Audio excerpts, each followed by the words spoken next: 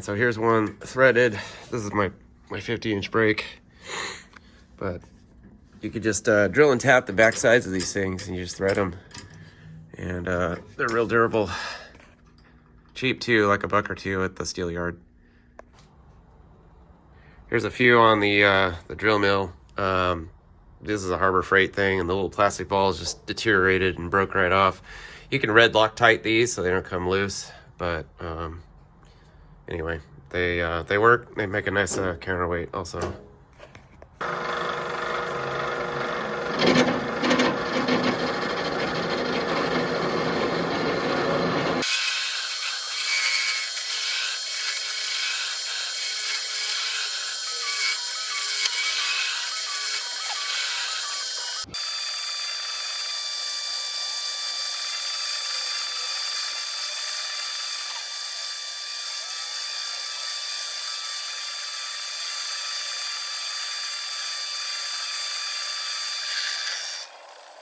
Suckers are allowed on Fun Radio. Seriously, tap now to have fun.